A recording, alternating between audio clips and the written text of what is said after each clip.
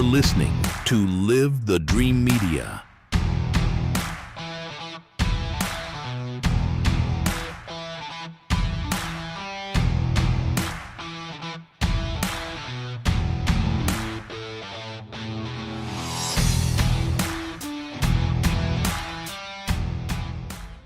Does your ordinary radio feel a little limited? If you're looking for a new way to listen, it's time for a fresh start. Introducing the Live the Dream Media app, your premier destination and a new level up for digital radio. Over the last 2 years, we've found new ways to ensure your digital radio experience is the best it can possibly be. From live podcasts that spark new perspectives to a 24/7 soundtrack of live music, and even our built-in merch store. We've built a platform that is convenient, high quality, and simple to navigate. But we're only just getting started. Catch all of our shows weekly and join the Live the Dream Media family today and help us change the airwaves forever. Download it for free on the App Store or Play Store today. Live the dream. The dream starts now.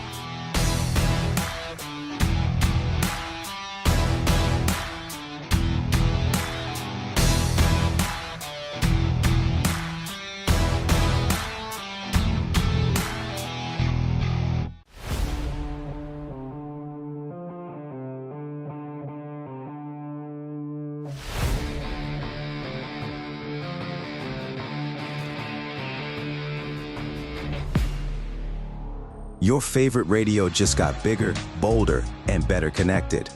Live the Dream Media is revolutionizing how you stay tuned in.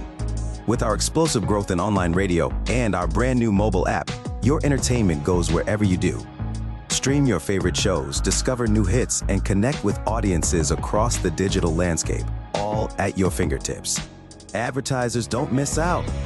Join our expanding digital network and reach engaged listeners across platforms. Download the Live the Dream Media app today and experience radio reimagined. Thank you for tuning in to the Live the Dream Media Network. We've got an incredible slate of live podcasts waiting for you every week right here on our app. Get your morning started right with Wake Up, hosted by Christopher DeSimone, airing Monday through Friday from 6 to 9 a.m. The momentum continues every Monday morning at 9 with the Marana and Oro Valley Experience, hosted by David Samarano and Clint Peak, followed by Truth and Tell with Blair Lametti and Summer Smeaton at 10:30 a.m. On Tuesdays and Thursdays, join us at 9 a.m. for Southwest Flavor, and don't miss Sobriety, Spirituality, and Sales every Tuesday from 10 to 11 a.m. Every Wednesday at 9 a.m., Bruce Ash brings you the inside track, and we wrap up the week every Friday at 9 a.m. with former NBA player Bob Elliott on The Bob Elliott Show. It's all happening live every week. Stay tuned, stay informed, and keep living the dream.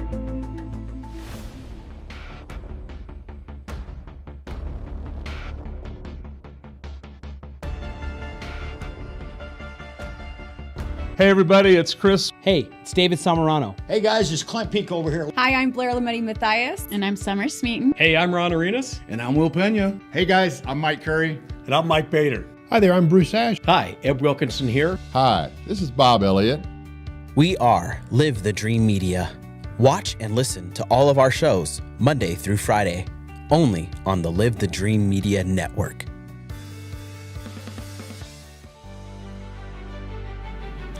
Hey, you found us on your feed. Are you wondering what Live the Dream Media does? I'm going to explain it to you. Let's go. First and foremost, Live the Dream Media is a premier digital advertising and marketing agency, but that's not all we do.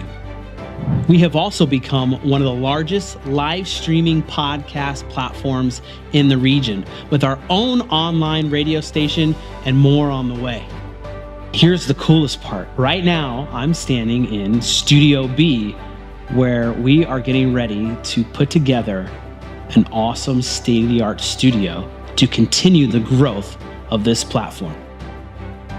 One of the coolest things about Live the Dream Media is we take pride in being flexible. We enjoy the ability to make changes on the fly. Hi, I'm Jackie Craig. I'm running as a write-in candidate for the Town of Marana Town Council. The way that these three candidates worked with a PAC out of California, Worker Power, and they derailed the downtown development project to develop downtown Marana into a real downtown. We can't have people who have such a misunderstanding of what Marana needs winning the council race. Fill in the little circle, write my name, Jackie Craig, for the Town of Marana Town Council. From the fields of wheat and cotton to the heart of our community, Marana was built on hard work and family values. John Post has farmed this land for years, built businesses, and served this community for decades. As mayor, John will fight for sustainable growth that respects our roots, keep neighborhoods safe, and make sure Marana remains the best place in Arizona to raise a family. John Post, farmer, father, and neighbor. My name is Terry Murphy, and I am running for Marana Town Council. I have lived in Marana for 31 years. I love our community, and I would like to see more ballparks, an equestrian center. I would love to see kids have an opportunity to fish and boat with their families. I think growth is extremely important, and I think that with proper infrastructure and proper layout and proper design, that we can create a community that everybody wants to live in. I am asking for your vote, Terry Murphy, for Marana Town Council. For over 36 years, John Officer has lived, worked, and served right here in Marana. As an Arizona native and your town councilman, John brings a lifetime of local experience to the big decisions shaping our future. From coaching Eagle Scouts to his decades of work in water maintenance, John is the boots on the ground leader we need. He listens to our residents and stands firmly behind our Marana police and fire departments to keep our community safe. John Officer is dedicated to protecting our resources and preserving the independent soul of our town. Vote John Officer for Marana Town Council. Welcome to Inside Track with Bruce Ash and Ed Wilkinson on the Live the Dream Media Network. We built the house. I've got... Okay, we're on. Hello, everyone, and a very pleasant good morning to you, wherever you may be. Welcome to a special edition. I don't think we've ever had to be prompted from the control room. Thanks, Shay. Welcome to a special edition of Inside Track. Bruce Ash. Ed Wilkinson. Coming to you live from the Live the Dream Media Studios in Marana, Arizona. In just a couple of minutes, we'll hear from our special guest and constitutional scholar, Jeff Utsch. In the second half of the show, Katherine Haley, state treasurer candidate, will be joining us for a while, talking about her campaign app. Hey, thanks for joining us on the Live the Dream Media app or watching us on X, Facebook, YouTube, and any of our other platforms. The first half of this show is brought to you by our good friend Eric Rudin from Essential Pest Control. Call Essential to keep your home or business free from all sorts of bugs, vermin, insects, weeds, can we do something about cockroaches? I'm going to have to ask Eric about that. Call him today at 886-3029. Spring is here and the long, hot summer is right around the corner. Bugs Fear Essential. Call them today to protect your home or business. Also supporting Inside Track is Ebb's great company, Wilkinson Wealth Management. I'm a client, so is my sister. And our other sponsors, Tucson Iron and Metal Surplus, and my family-run company, Paul Ash Commercial Real Estate, where we make good things happen every day. Ebb, hey, fire away. We are very blessed to have with us Jeff Utsch. Jeff is a leadership and history instructor at the Leadership Freedom Center in Gettysburg, Pennsylvania, where he teaches leadership lessons learned from the battlefield and forging trusted teams and leaders. He also is the founder of Heirs to the Republic Educational Foundation, a 501c3. You really need to check that out. Yes, you do. Dedicated to securing the blessings of liberty to ourselves and our posterity. He previously served as the director and ambassador for the Naval SEAL Foundation, where he assisted in establishing an endowment within the foundation. Using his skills that he developed as an All-American swimmer and captain of the U of A swim team, Jeff currently serves as an instructor to the U.S. Navy SEALs Special Warfare Community, where he teaches Navy SEALs and support personnel specialized tactical swimming. I'm getting old, but still trying to do it. Hanging on, Bruce. Here we're back in Virginia. No, mostly on the coasts. Yeah, both coasts. I'm sorry, what I meant, so San Diego as well. Right. Yeah. Nobody's swimming out in front of the amphibious base now in Coronado. No. Well, the water is supposed to be tainted right now, but I was out there in July, and believe it or not, it is the first time, and this is off the coast of Coronado, right off of North Shore. Yeah. Went on a couple mile swim, and I had a great white shark come within 4 feet of me. Wow. I mean, and it's pretty murky water. Yeah. So if you're up in La Jolla, you can see, forever, 50 feet, 75 feet. And I see sharks from a distance there, but I've never seen a great white there. But I was out about a mile into just a 2 or 3 mile swim, and I was headed towards the Hotel Del from the North Shore, and it looked like a freight train coming the other direction. And you look like a rocket ship getting away from it? And I'll tell you what, I stopped my buddy, and I said, "Did you just see that?" He's like, "No," because the water's very murky, and you got to be close. But that's the largest thing I've ever seen in the water. Wow. But there's nothing you can do about it. You're either going to get got or you're not. And luckily that day, my number was not up. Yeah, we're lucky you didn't get got. How many shark attacks are there in that area? I don't know. It's most of the ones I know of are to the north, up the coast a little bit. Sure. So I have never known in SEAL training of anybody, getting hurt over there. But I can guarantee you there is at least one great white off the shores of Coronado Island because I saw They're not talking about that in the Coronado Journal-Courier. I can tell you that. That's right. It'd be bad for business at the Dell, and if it's bad for business welcome to the Dell. Maybe they like that bad tasting water. Yeah, maybe. So, Jeff, you've really done a stellar job researching history and the Constitution and the founders, and we're coming up on the 250th anniversary. Right. What have you got to tell us? Well, I'm writing a book about it all because I promised I would. And because, look, my mom was raised in Gettysburg. I'm from Richmond, so I've always been a student of the Civil War. So you guys out in Arizona played Cowboys versus the Indians. We played Rebels versus the Yankees. And so as a young kid, I'd be with my cousins in Gettysburg, and they're like, and I was living in Richmond, my cousins in Gettysburg. It's a good thing we beat you Rebels back then. And as a young kid, I was like, man, what's the true story here? And it's really interesting studying the Civil War because I've always wanted to know what was the true cause of the Civil War. And there's so many debates about it, still today. Still today. And, some historians go back to the abominable tariff of 1828 and the fights over that, or the original tariffs of 1816 after, the war with England. And then it was, states' rights and slavery. And certainly the extension of slavery was the big issue. It wasn't necessarily slavery itself, but the extension of slavery. But what is unique in my studies, which nobody has taught before, is I really truly believe after 50 years of studying the Civil War. You're not that old, Jeff. And I am. Because I started studying it. Believe it or not, I had my mom read me the West Point story when I was 6. Oh, boy. Wow. As a young kindergartner and first grader, I was like, who is telling the truth?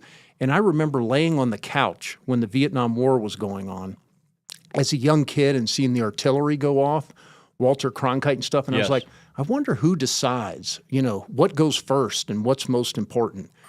But at 6 years old, I had my mom read me the West Point story, which is about the generals north and south that went to West Point and who did what. Sure. And then I started reading on my own at 8 or 10, but then seriously when I was 15. And then so studying, yes, some of the books were historical books and books written by others, but most of the things I love to do is original accounts. Okay, what did this person write? What did Sherman write in his memoirs? What did Jefferson Davis write in his? How many people are reading The Rise and Fall of the Confederate Government? I mean, nobody reads that anymore. It's 1,400 and almost 1,500 pages long. Or Grant's memoirs. Or I read Grant's memoirs a couple of years ago. Beautiful, and it's just he's an amazing writer. Yeah, he was. And he was motivated to do that. And what a story behind why he did it. Right. And why did he do it? He didn't plan on doing it, but the reason he did it is because the person managing all his money stole it from him. And this is one of the reasons Grant, in his presidency, I mean, he was such a great general, and when he went into the presidency and became president, he was a little naive. Yeah. And trusted the people below him to do what he was telling them to do, like when he was a general, right? And he really got bushwhacked and taken advantage of by many in his family and close associates. And he had this naive kind of trusting nature because he himself was trustworthy. Right. And, you know, and you see that today. You know, when I teach in Gettysburg, we go through the battle from day one. And we don't set a time limit on how much we're going to stop at each, you know, place. And we stop at like the John Reynolds Memorial where he got shot off his horse on the first day. And sometimes we'll spend half the day just there talking about it. But we don't just talk about the events to know them. We want to glean, you know, what we learn out of that historical message into our own lives. What does it mean, you know? And it's just so fascinating because when you go to Gettysburg, all the leadership lessons you could ever want to know, and not just leadership lessons about being a good subordinate. Right.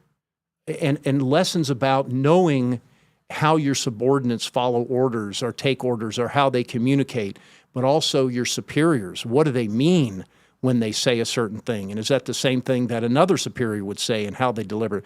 But anyway, all these things fascinated me about history and trying to figure out what was the true cause of the Civil War. So in my book, it's not necessarily about the Civil War. It is about American exceptionalism and what can truly make America great again. So I get into that because I think even us conservatives, we really don't know what it means to make America great again. But I do touch on the true causes of the Civil War, and we can get into that if you want to, or we can go in whatever direction you want. But I love history, and I love to apply it to us today. Well, let's talk about that. What are the true causes of the Civil War? So, you know, my first thought, freeing slaves. Okay, and that is true. It is true. But when you get down to it, and this is where I think, you know, and it applies so much to today, and this is the pearl of great price for today. And the true cause of the Civil War is this: false narratives kill. The false narrative, and this is why it's so important, why I want to get my book out, which I'm going to be late, and I have reasons for that. Yes, but you do. But I want to get it out. But the true cause of the Civil War is this, and it is simply this: that when Thomas Jefferson said, and this is why it applies to the 250th right now, all men are created equal, he meant it. All men. He meant all men. And when I go teach, and I've taught 300 to 400 military personnel at one setting at a time. And when I ask, and think about it, military personnel are patriotic, willing to sacrifice their lives. But even in that setting, the most I've had when I've asked that question, who here really believes when Thomas Jefferson said all men are created equal, he meant all men, all of mankind. And at the most in any setting, from a group of 10 up to 400, the most I've ever gotten is 10%. Not surprising. 10%. I'm not surprised at all. Okay? Mostly in that group of almost 300 to 400, I had 6. Okay, now what this means is that we are misinformed, miseducated, or taught false narratives. And what happened was at the founding era, everybody knew that Jefferson meant that. Now, we could spend the whole time we have just proving it, and I do that in my chapter 2 of the book. Okay, because I know I'm going to be attacked on this, but guess what, listeners? I'm not 99% sure. I am 100% sure that's what he meant. Well, now, to that end, I sent you links to some documents of the first drafts. Right. Well, and the evidence, the biggest evidence, but you don't need to go further than that, is in his first draft of the Declaration, which was taken out because it wasn't unanimously wanted in there, from Georgia and South Carolina, was that he called slaves men. Yes. He called slaves men, and he capitalized it, that the Crown is still participating in, you know, the bringing of these men to America. And so he had just used men. So we know he meant all men, and he knew that we weren't living up to that standard. And we know that because Thomas Jefferson helped draft the Northwest Ordinance. He helped push with Richard Bland, his distant uncle, for efforts in Virginia to abolish slavery. He did. They had great efforts in all these. And we know later in his life when he was criticized for not being able to abolish slavery in letters, you know, he in modern vernacular, it would be something like, look, guys, we furthered the ball down the field to the 10-yard line. Right. And you're criticizing us for not scoring the touchdown. In effect, he's saying, why don't you get something done instead of Monday morning quarterbacking as Teddy Roosevelt? We brought it all the way here. Yeah. Can't you do something? So he set the standard, and he knew he wasn't living up to the standard. He knew the country wasn't living up to the standard. But out of the 13 newly formed states, all of them had legally owned slaves in those states. But within one generation, they had either freed their slaves in 7 states or made ways to eventually free their slaves in 7 of those states. And 12 of the 13 had massive efforts to freeing those slaves that I found. The only one I haven't found is Georgia. But all the other, and they all knew it was wrong. Okay, so what happened is they had the vision of this is where we're headed. Okay, and by the 1810s to 1815s, you started creeping in Jefferson was wrong. You started hearing that in the public vernacular from some of the leaders in the South. Jefferson was wrong. Well, that's more proof that he really meant it. Exactly. Okay? But then what happened is by the late 1820s, early 1830s, it's kind of like if you were an alcoholic and sobered up. And that's what the North had done. Mm-hmm. You know, even the Quakers had slaves prior to 1750, 1760. And then all of a sudden, these things started coming out. James Otis wrote, and he's considered by John Adams the father of the Revolution. And nobody knows who James Otis is. But he revolutionized why we fought the Revolutionary War, and he died prior to that. But in 1765, he said all men are created equal, both black and white. He did. Okay, he did. Wow. He did. And when I teach local police officers, this is really interesting. I think at the time it was defund the police. I went around, and I do have a grant to teach local law enforcement. And everybody thinks no taxation without representation was the first cause of the Revolutionary War, but it wasn't. The first genuine cause of the Revolutionary War was about local policing. It was about writs of assistance. Right. So the redcoats would come, and they would be issued writs of assistance by the local judges who were appointed by the Crown. So in effect, they were still, and they were saying, yes, you can go search this whole block. Don't worry about why and stuff. Wow. Yeah. And James Otis was like, that is unconstitutional. You can't do that in England. You shouldn't be able to do it here. And those were amongst the grievances that were contained within the Declaration as well. And that was the very first one. Yeah. And this is why local policing is such this is why we have local policing. This is why we don't have a federal police force, and we want these local containments of freedom. And that local law enforcement is the keystone. It is the very first reason that we started fraying from the Crown, that we didn't want a faraway federal police force telling us what to do locally. And James Otis was like, no, we're good. We can police ourselves, guys. Just let us know, help us with the rules, and we'll start to obey. And, of course, he kicked back there. And guess how many police officers know these things? Not many, I would no, suspect. None, because we're not taught this. So when you say false narrative, the false narrative continues today. Okay, so let me go through. So first it was we reject. In the 1830s, it started to be, well, Jefferson probably meant only white men. Right. In 1837 was the first time. So I go back to the, we're getting clean from alcohol, and the northern states did start to push the southern states and say, so that you should been the abolitionist movement. The abolitionist movement came into fruition in the 1830s. Yeah. And what horrified the southern slaveholder, but not even the southern slaveholder, the southerners that didn't have slaves, what many of the abolitionists were advocating is for violent slave uprisings. And the southerners were basically reacting, saying, you mean you're okay with our slaves uprising and killing us? And basically the answer was yes. And so you can see, if I've gone sober and you haven't, and I keep pushing you, eventually you're going to say, no, drinking's a good thing. And I don't want to hear you anymore. And that's what happened. That's what John C. Calhoun, and the first time in the United States where slavery was touted as a positive good for the master and the slave was in 1837. John C. Calhoun on the floor of the Senate said, in effect, stop. We are tired of your bullying. You want to kill us. You want our slaves to come up. We are not going to put up with it anymore. Okay, and so a new generation of Southerners were taught that Jefferson, because they didn't want to reject Jefferson wholesale. They didn't want to reject the son of the South, who was a states' right advocate, right? And they didn't want to throw him out. And so the false narrative was taught that all men are created equal only applied to white men. And we see this come to fruition in the Lincoln-Douglas debates of 1857 and 8. Okay, 7 debates. And the whole debate, I mean, the crux of the whole debate was, are slaves people or property? Okay, and is it a moral issue? Douglas said they are property, right? And we shouldn't care. It's just it's not a moral issue. It's a property transaction. It's a property transaction. So what should we care?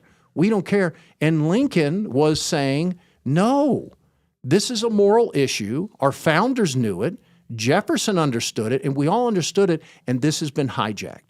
So the false narrative that we allowed to creep in, that all men are not created equal, was the true cause of the Civil War. Because without that false narrative being allowed to grow and perpetuate throughout the South and the North, by the way, we would have stayed on the track of the Northwest Ordinance and squeezing slavery to where it just only existed and died off. And so false narratives kill.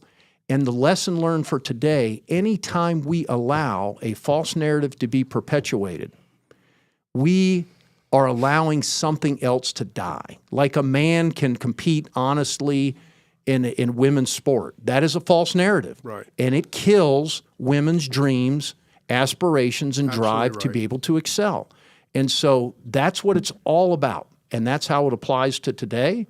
And that's why my book's coming out, and that's why we have to defend this nation and get it back on track, because we don't understand that principle, because most of the people I teach do not understand that. So at what point did civics stop being taught? Because when I grew up, we learned all this stuff. Right. Well, I don't know the exact date, to be honest. But it's not taught. But part of the reason it's not taught is because our teachers don't know this. Look, how many PhD history professors have I talked to that don't know this or aren't brave enough to stand up and teach it? Well, talking about false narratives, that brings up Juneteenth. June 19th, the celebration of Republicans going down to Texas and freeing the slaves. Right, the last vestige of it. And yet, they completely turn it around and make it the other way. You mean a Democrat? Yes. Victory. Yes. Yeah.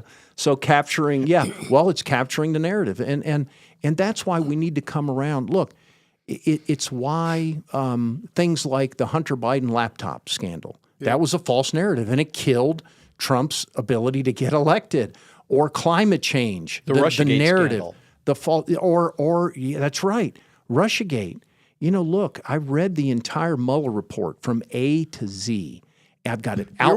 You're one of the only people who, when he says that he read the entire thing from A to Z, you're one of the only people I would say, yeah, he did. No, I did. I went through it with a fine-tooth comb because I was so upset about this. I was like, why was it perpetuated over years? Right. And in page like 80-something, like early on, Mueller discovered that Trump did not have any connections with Russia because the Trump administration was struggling to figure out who they should talk to in Russia to be able to get things done. It's like you knew early on in this investigation.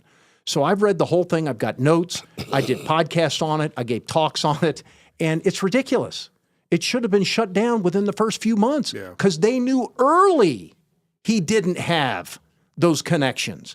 and they still went and tried to make something out of it. So that is evil, okay? There's nothing other than that being evil. Anytime you know something is false and you are perpetuating that for your own gain or power or influence or gratification, that is evil. Sorry, you got to call it out like it is. So I think really it's about changing perspective. So the thing that I've told Ed's group before and stuff is really we all need to become Clarences. And It's a Wonderful Life, George Bailey. Oh, yeah. Okay? That George Bailey was ready to commit suicide. Nothing happened during the whole movie except for Clarence changing his perspective to have him feel like he was the luckiest person on earth. And that's all I'm doing with this book is I want to teach people how grateful they should be to live in America, because we are taught that its founding principles are corrupt, are toxic, are rotten. And we know this because polls show that even a majority of Americans, even if we were attacked on our own land, wouldn't fight to the death to defend America. Isn't that an unbelievable? Unbelievable that statistic. Is absolutely crazy. And, one of the other great, I'll call them podcasters, that kept waving the flag with those principles, Rush Limbaugh. Yeah. Everything he did was American exceptionalism. Right. How blessed we are to live in this country, to be born in this country, to have the things that we have. No, it's exactly right. But we need to know what makes it. So when Biden was president, he said, "You can't define an American. I defy you to define an American." Right.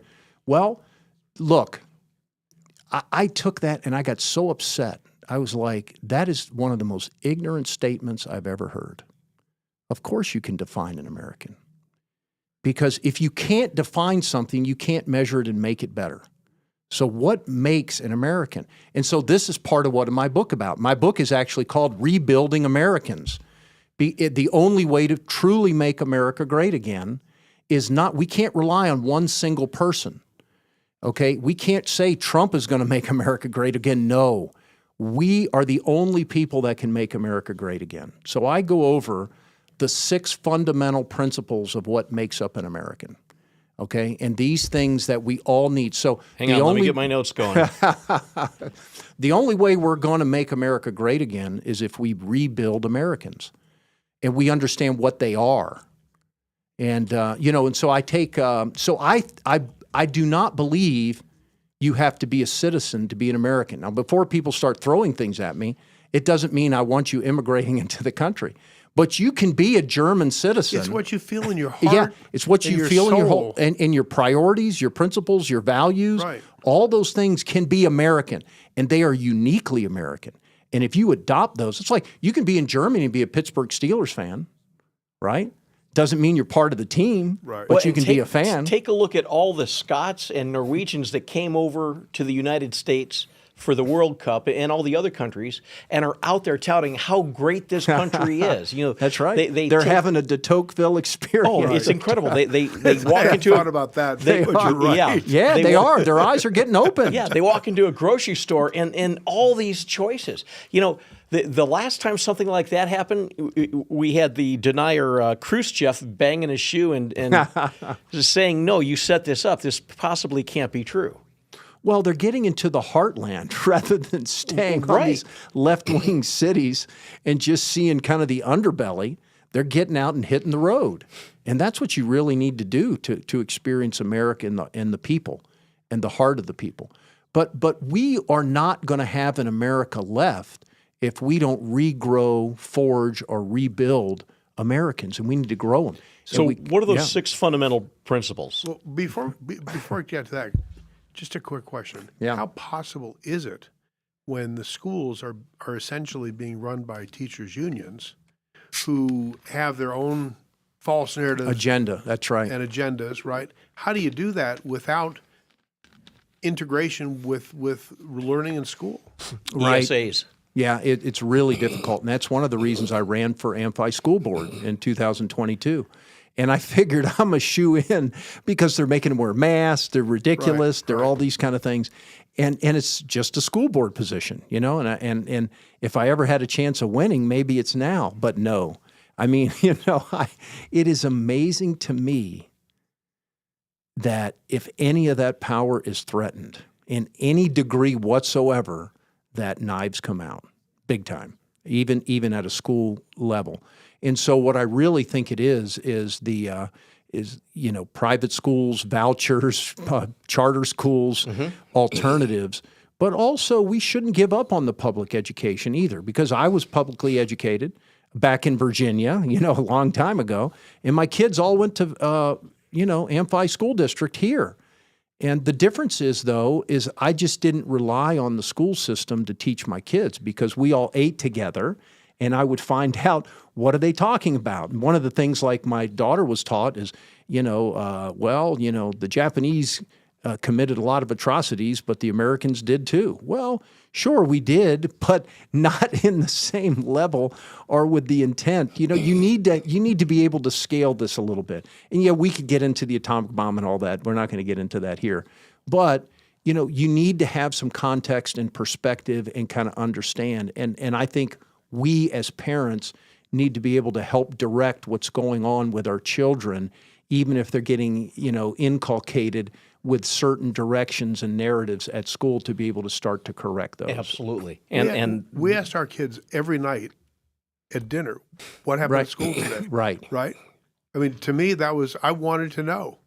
And you know, whether it was my wife or the kid's grandmother, they were in those schools doing volunteer work all the time, so they understood what was being done there.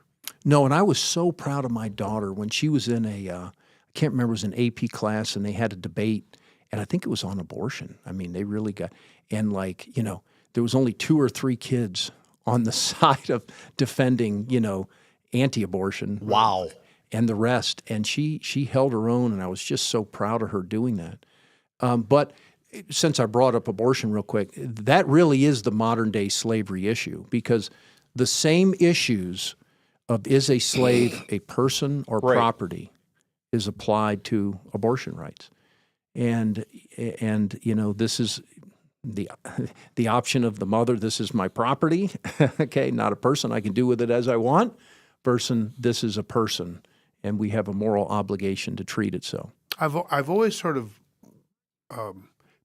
been mystified by the lack of connection. It's okay to abort a baby, but and no penalties, no lawful penalties in nearly all cases. But if a person was to assault the mother and the baby died in the womb, that's murder. Right. You can't say one without it's the not other. Congruent. And I'm not saying that it both shouldn't be murder, yeah. but why is the other not murder? Right. And again, that's false narrative at its finest. So we need to correct false narratives, be the Clarences, shed light, and where gratitude is, love and unity is able to grow. The adversary wants divisiveness, hatred, victimhood. Without it, they have no power. Right. And we need to recognize, you can judge them by their fruits. And so my purpose is to try to unify, look, nobody lives up to all the Christian, Judeo-Christian values that we purport to believe in, you know, and nobody, but it doesn't mean we throw those values out, nor the ideals by which they are founded on, right? And the same thing with the nation. And certainly people can look at us and say, we're terrible because we didn't live up to our ideal here and there. And that's true. But guess what? If we didn't have those ideals, right, we'd have nothing to be measured by. We have something to strive towards. We do. And the problem is there is no team where there is no vision. You know, you can't have a football team if there's no vision of what you want to accomplish, or a basketball team. That has got to be one of Trump's greatest strengths.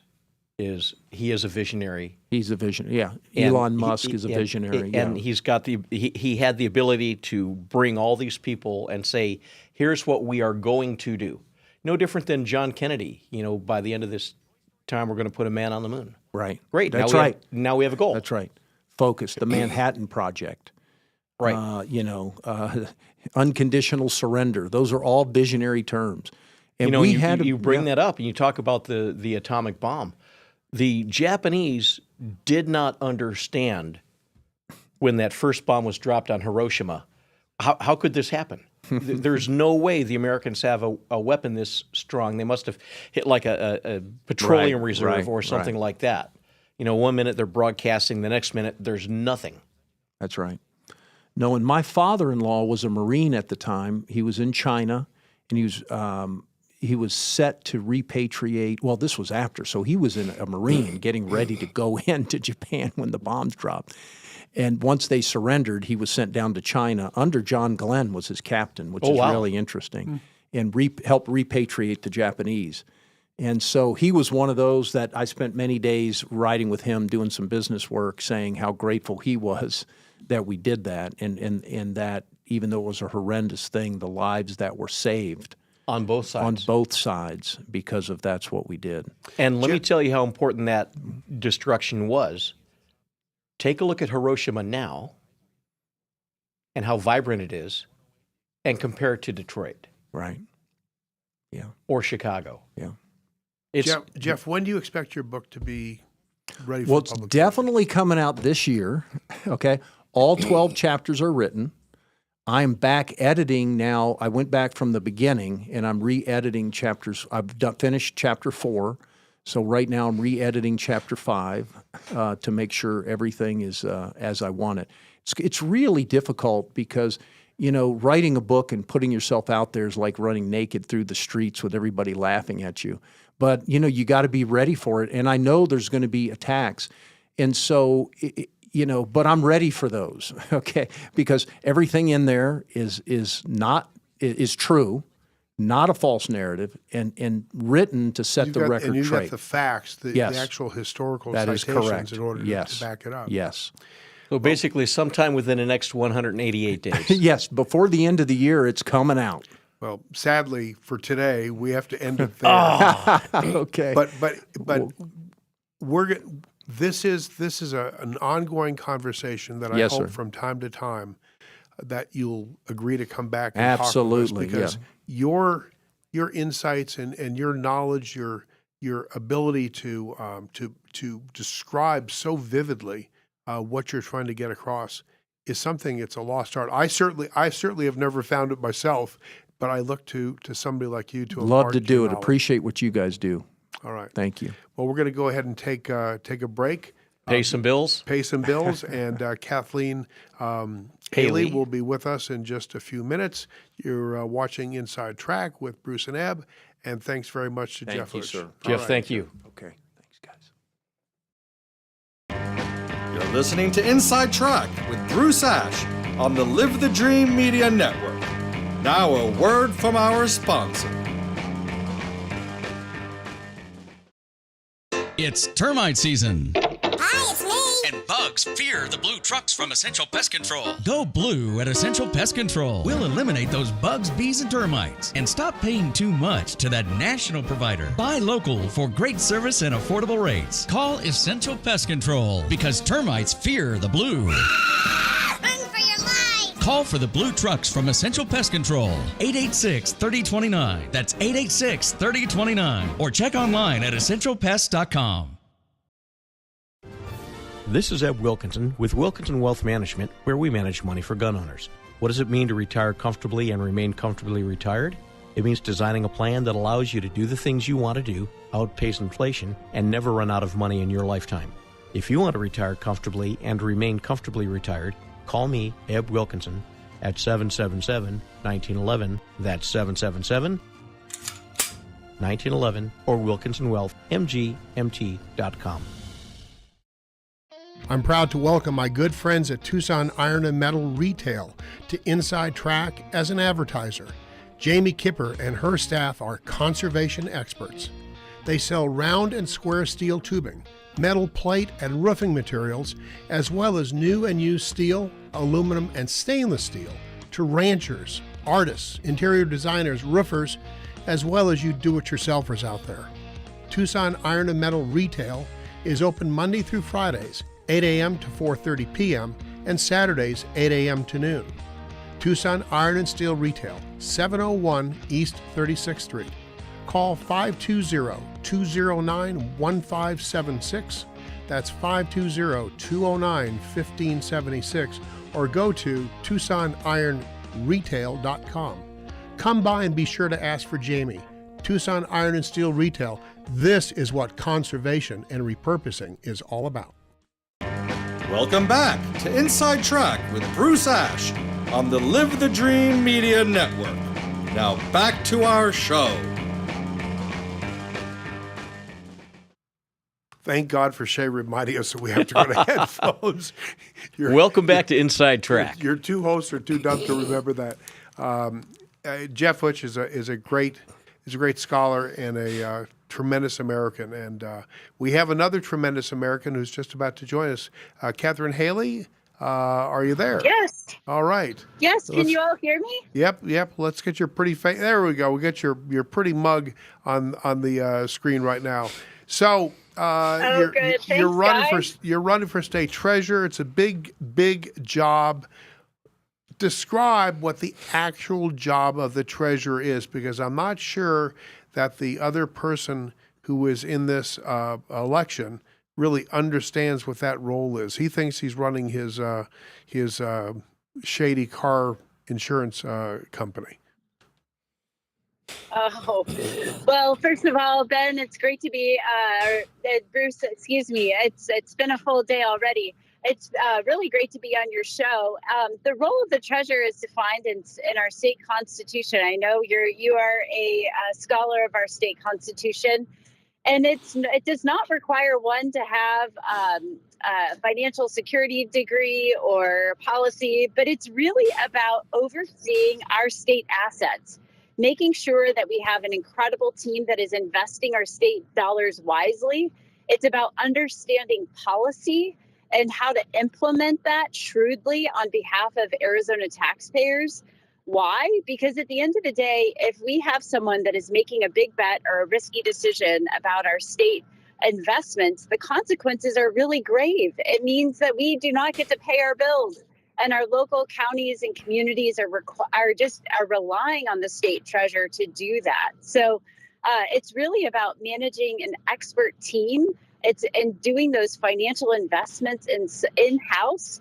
It's supporting our local communities. And I believe my experience in government, overseeing public and private dollars in both the government sector, but also in the private sector, are crucial to making sure you have a trustworthy individual who's going to wisely invest in behalf of Arizona.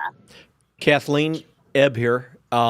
Katherine. Katherine, I'm sorry. I'm looking at your name. It's okay. I'm looking at your name. I wrote it down. I physically typed it in. I apologize. Katherine. So it's okay. I flubbed at the beginning, and thankfully Bruce is a gracious individual. That's okay. Yeah. My name's Ebb. It should be Ed, but Mom's dyslexic, so here I am. Anyway, what is your experience with this? Yeah, well, thank you.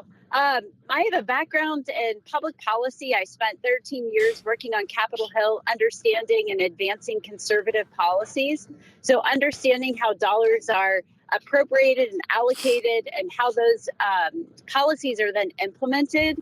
I own my own small business, and I work with organizations all across the country, both launching new ones, but also helping establish ones, having the board governance, the leadership to attract long-term investment. And then I also serve as president of the State Board of Education, where we have financial oversight of our public schools, as well as the ESA program, the Empowerment Scholarship Accounts.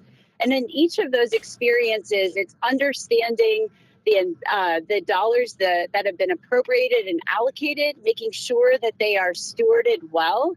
And frankly, I think I'm the only one that has overseen public and private dollars and have been entrusted by others to do so and do so wisely. And when you or anybody is working with public dollars, much less foundation dollars as well, there are specific responsibilities that the organization follow with respect to investing and with respect to actually funding that had to be followed, and they're much different than in private industry. Talk about that. Well, sure. With public dollars, you need to account for where the dollars are going, how those are being spent. Are they being spent according to statute, particularly if it's a public dollar? For those that are foundations or private philanthropy, obviously those dollars need to be invested and spent according to their intended purpose. And I have that experience. I have the trust of individuals to be able to do so. When you're investing your private dollars, a couple things. In the case of my opponent, he has an extended car warranty business. He is able to take out reinsurance in case that there's loss. When you are in a government situation, you don't get that. You don't have that opportunity. You're investing dollars, and if you make a bad bet, my gosh, like who's at risk? It's our taxpayers. It means our schools aren't funded, our police aren't supported, our borders aren't secure, and our roads aren't paved. And that's really direct consequence of making a big bet or a risky decision.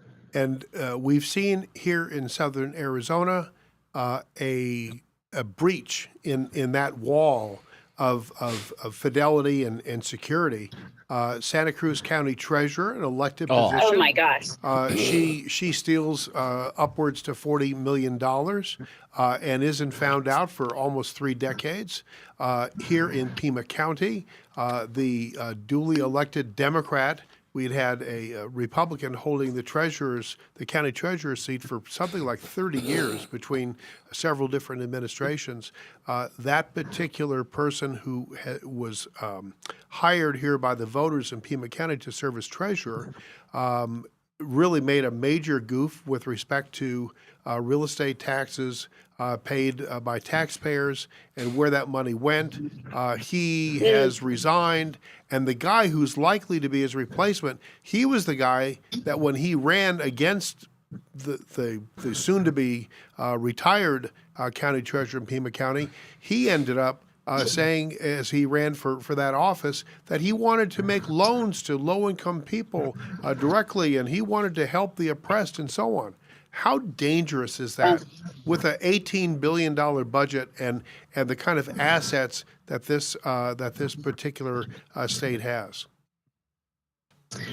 Yeah, well, a couple things. One, I have, in addition to the endorsement of our current treasurer, Kimberly Yee, I have the support of 3 other former state treasurers, as well as 6 county treasurers. And when I had those conversations, as we were, when they were getting up to speed on who I was and them choosing to support our campaign, one of the things that they said is, as a county treasurer in particular, there are multiple checks and balances, and that Santa Cruz treasurer took it upon herself to consolidate power and made those decisions unilaterally. I believe that as your next state treasurer, the treasurer's office can play an educational role to make sure that those checks and balances are in place so that our counties and municipalities are investing wisely on behalf of Arizona taxpayers, and that those appropriate checks and balances are in place so that funds aren't mismanaged or, frankly, redirected for personal profit and gain. So as far as what's happened in Pima, my goodness, I was surprised that Pima did elect the individual that they had. And I know that the County Board of Supervisors is to appoint a Democrat, but my hope is that Pima County voters will wake up and, when the opportunity presents itself, get a conservative in there, because it's really important that we have somebody who's going to be focused on your local taxpayer every single day, making sure that they are investing wisely on behalf of them and not making big bets on behalf of taxpayer funds, because the consequences are dire. They're really dire. Kimberly Ebb here again. Katherine. I did it again. Katherine, I swear to God. Katherine Haley. I am so sorry. So Kimberly has endorsed. We'll get you some more coffee. Yeah, Kimberly has endorsed you. What kind of checks and balances do you put in place to make sure that these aggressive investment strategies don't take place or that monies don't disappear? I mean, we're seeing all sorts of fraud, not just in Arizona, but literally all across the country coming to light. Yeah, I think a couple things. One is no one person makes the sole decision. That is really important. That takes place in the current treasurer's office, where you don't have one person making a trade and making those decisions. You have multiple people that are each holding the other accountable, so that not one person has the sole decision. And so I believe in that, and I think that's incredibly important. The other thing I think is really important is, in our current policy, the Treasurer's Office invests on behalf of the local government investment pools. We do not contract out that portfolio. And I believe it's really important that that policy continues to prevail. There was a bill that was being advanced by Representative Livingston on behalf of Treasurer Yee that would codify that policy. It's my understanding from legislators that my opponent was actively pushing against that policy. The thing I have concerned about is that if you contract our portfolio out to the highest bidder, outside individuals, well, then we don't maintain Arizona values. It means that the outside individual might invest in ESG and DEI and BDS, the alphabet soup of woke ideology, instead of focusing on policies that protect our investments and, frankly, making sure that we are investing according to Arizona values. And so, as your treasurer, I would continue that policy of investing in-house, making sure they have the top talent that is really focused on Arizona taxpayers. Does Arizona have an investment policy statement? Arizona, the way we invest is defined in statute. It's in ARS 35, and it sort of defines our mix of investments from bonds and treasuries, as well as how we invest in behalf of in equities. So we don't. That is how we are guided in our investments. But yeah. So your opponent has criticized Treasurer Yee for not maximizing investments and said that under her leadership, there has been a failure to gain, I think it was a number in the $3 to $5 billion range. By all accounts, Kimberly Yee has followed every wise investment strategy during her period of time as a treasurer in some unbelievably volatile, and Eb could probably speak to this far better than I, but we've all lived through it, the financial aberrations that we've had in the market over the past 4 years have been enormous. Why do you think your opponent would make such a crazy allegation against Kimberly Yee? I don't know that I can speak for my opponent. All I can say is that Treasurer Yee has done an unbelievable job doubling her state assets from about $15 billion when she took office in 2019 to more than $32 billion today. And when you think back, that includes 2020, 2021, 2022. We had unbelievable inflation due to the Biden administration. I'm shocked. It literally flooded the market with funds. Costs were out of control. And through that, she weathered the storm with very shrewd investments, ensuring that Arizona's portfolio was well managed. She also took some really bold decisions that I would do as well, which is making sure we are not investing in portfolios that uphold ESG and BDS, boycott, divest, sanction, anti-Israel policies, and took a bold stand and withdrew investments from Unilever. Unilever is now, because of being a parent company of Ben and Jerry's, and it's my understanding Unilever is now selling Ben and Jerry's. So I commend Treasurer Yee. Anytime anybody says, well, I'd like to get a higher yield or I want to get 1% more, the way you do that is you take on more risk. You and I both know that. And at the end of the day, This is not a personal piggy bank. It is not one's future savings account for retirement. This is Arizona taxpayer dollars that are used today to pay for bills today. And so you can't make those big bets or risky decisions because the consequences could be dire. I said already that if you can't pay your bills, that means our schools aren't funded and our police aren't backed and our borders are not secure. So it's really, really important that you have someone that is shrewd, that is focused on Arizona, and understands the gravity of this role. Kathleen, early ballots are coming out. What do they Catherine. need? Yeah. I made that mistake now. I put it in big, bold Katherine letters. Haley for AZ. Oh, my God. We're all doing it on both sides. Anyway. Well, before Bruce gets down there, Catherine, how do people get a hold of you? How do they contribute? How do they find out more about you? You're amazing. So KatherineHaley4AZ.com is the way you could learn more. We're on all the different social media platforms as well. So we would love to have folks engage, and that's KatherineHaleyForaz.com. And we would love to get folks involved. And yes, today is the first day of early voting, June 24th. And so for those that are headed to the polls early or requested a ballot, we would love to earn your support. We would love to have you back our campaign and, of course, spread the word to all of your friends. And they're going to get those ballots if they've requested them. They're going to get those ballots in the mail.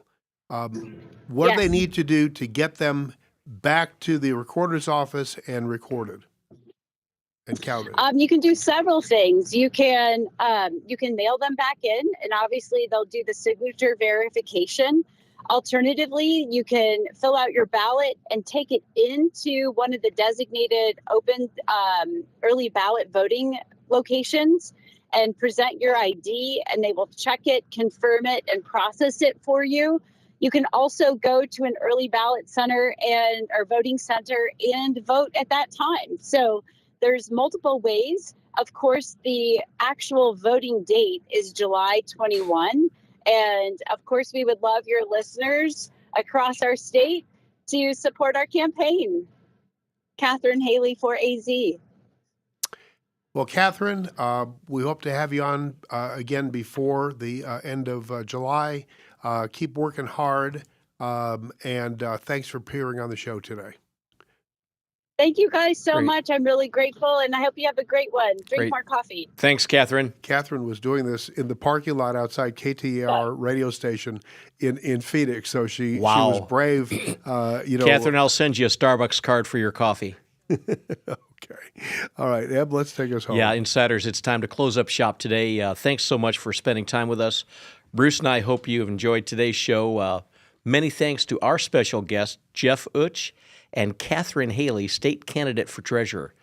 All of our Inside Track podcasts are available on Live the Dream Media's Facebook Live page, YouTube, Apple, and X. Bruce? We're going to get Catherine's name right. We are. She was having a hard time with us as well. Before we close, two things you need to know. First, let me remind you that our friend Chris DeSimone is running for Oro Valley Town Council. I think you've heard that a few times here on Live the Dream. Successful campaigns depend upon financial support. Go to his campaign website, chris4ov.com. That's Chris, the word 4ov.com. Let Chris know you support him by donating to his campaign like Eb and I did, whether it's $5 or $5,000. Anything will help him. And look for his ads online. Hey, let's get this Goomba elected. He'll make a great counselor. Local patriot and friend Charles Heller makes a special reading of the Declaration of Independence of the 250th anniversary of our country's founding, starting at 8:30 a.m. on the morning of July 4th under the Tree of Liberty at Udall Park in the southeast corner of Tanque Verde and Sabino Canyon Drive. Be part of that celebration. Eb? Thanks for joining us today on Inside Track. Please tune in again next week when we've got another action-packed show planned for you. Until then, this is Zeb Wilkinson and Bruce Ash. We'll see you again in 167 hours. You're listening to Inside Track with Bruce Ash on the Live the Dream Media Network. Now a word from our sponsor. Hi, I'm Jackie Craig. I'm running as a write-in candidate for the Town of Marana Town Council. The way that these three candidates worked with a PAC out of California, Worker Power, and they derailed the downtown development project to develop downtown Marana into a real downtown. We can't have people who have such a misunderstanding of what Marana needs winning the council race. Fill in the little circle, write my name, Jackie Craig, for the Town of Marana Town Council. From the fields of wheat and cotton to the heart of our community, Marana was built on hard work and family values. John Post has farmed this land for years, built businesses, and served this community for decades. As mayor, John will fight for sustainable growth that respects our roots, keep neighborhoods safe, and make sure Marana remains the best place in Arizona to raise a family. John Post, farmer, father, and neighbor. My name is Terry Murphy, and I am running for Marana Town Council. I have lived in Marana for 31 years. I love our community, and I would like to see more ballparks, an equestrian center. I would love to see kids have an opportunity to fish and boat with their families. I think growth is extremely important, and I think that with proper infrastructure and proper layout and proper design, that we can create a community that everybody wants to live in. I am asking for your vote, Terry Murphy, for Marana Town Council. For over 36 years, John Officer has lived, worked, and served right here in Marana. As an Arizona native and your town councilman, John brings a lifetime of local experience to the big decisions shaping our future. From coaching Eagle Scouts to his decades of work in water maintenance, John is the boots on the ground leader we need. He listens to our residents and stands firmly behind our Marana police and fire departments to keep our community safe. John Officer is dedicated to protecting our resources and preserving the